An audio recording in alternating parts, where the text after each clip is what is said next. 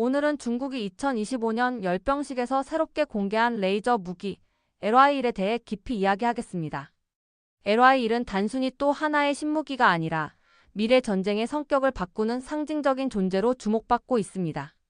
총알과 포탄, 미사일로 대표되던 무기체계에 빛으로 적을 무력화시키는 시대가 열리고 있는 것입니다. 우선 LY1이 어떤 무기인지부터 설명드리겠습니다. LY1은 지향성 에너지 무기, 즉 고출력 레이저를 활용한 방어 체계입니다. 주된 목적은 드론과 순항미사일, 소형 무인기를 요격하는 데 있습니다. 이 무기는 포탄처럼 탄약을 소모하지 않고 광선을 쏘아 목표물을 파괴합니다. 즉 에너지를 무기로 바꾸어 사용하는 것이지요. 여기서 중요한 개념은 속도입니다. 전통적인 무기들은 아무리 빨라도 음속 혹은 극초음 속의 범주에 머뭅니다. 그러나 빛은 그 자체로 광속입니다. 레이저 무기가 발사되는 순간 목표물에 즉시 도달합니다. 적의 드론이나 미사일이 아무리 빠르더라도 빛보다는 느립니다. 이것이 레이저 무기의 가장 큰 장점입니다.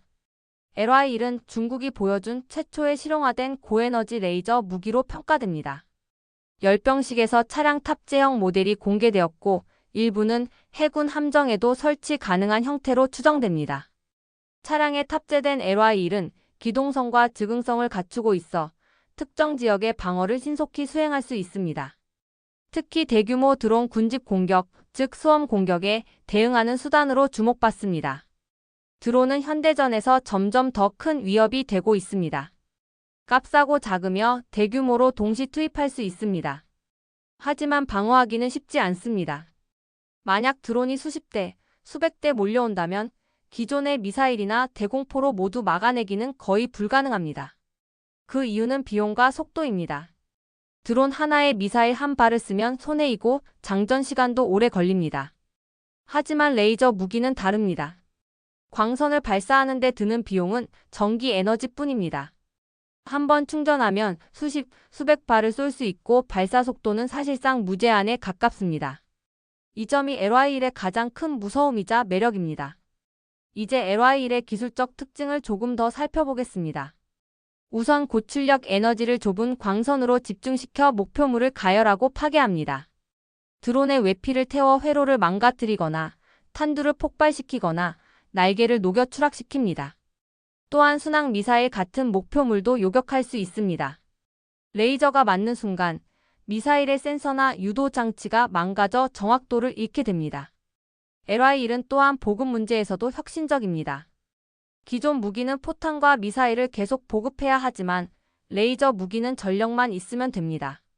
즉, 발전기나 배터리만 확보되면 사실상 무한히 발사할 수 있습니다. 이론적으로는 탄약이 떨어질 걱정이 없는 무기입니다. 물론 한계도 있습니다.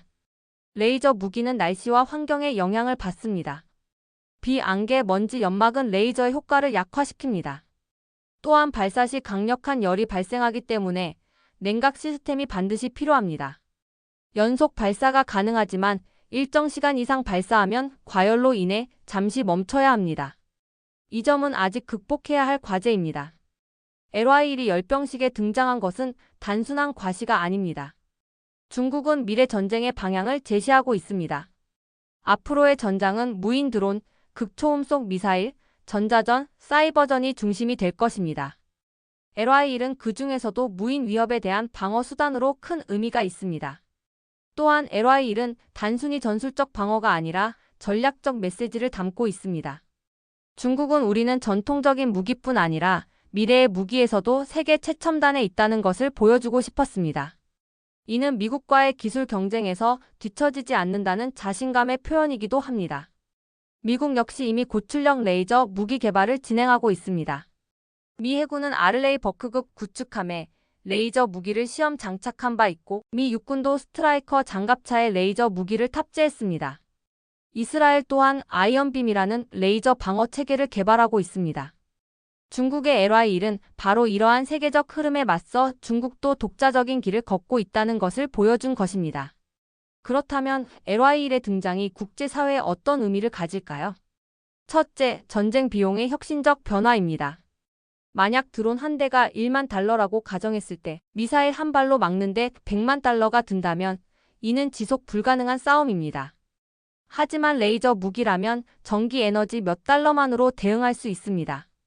이는 전쟁의 경제성을 근본적으로 바꾸는 요소입니다. 둘째, 방어와 공격의 균형이 흔들립니다. 지금까지는 공격이 항상 방어보다 유리했습니다.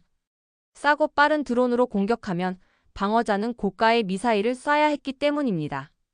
하지만 LY1 같은 레이저 무기가 본격적으로 배치된다면 방어 쪽이 다시 우위를 점할 수 있습니다. 셋째, 군비 경쟁의 새로운 장입니다. 미국, 러시아, 중국, 이스라엘 모두 레이저 무기를 개발하고 있습니다. 앞으로 레이저 무기의 출력, 사거리, 기상 환경 극복 능력을 두고 새로운 경쟁이 펼쳐질 것입니다.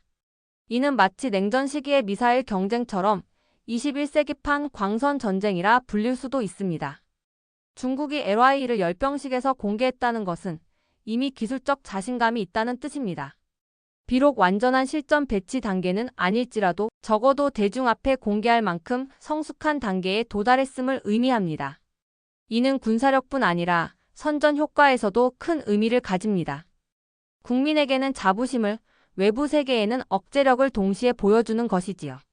물론 LY1은 아직 극복해야 할 과제가 많습니다. 에너지 공급을 위한 대형 발전기, 냉각장치, 날씨의 제약은 여전히 문제입니다. 그러나 기술은 계속 발전할 것입니다. 지금은 트럭이나 함정에 탑재된 수준이지만 머지않아 전투기, 소형 차량, 심지어 개인용 무기에도 적용될 수 있습니다.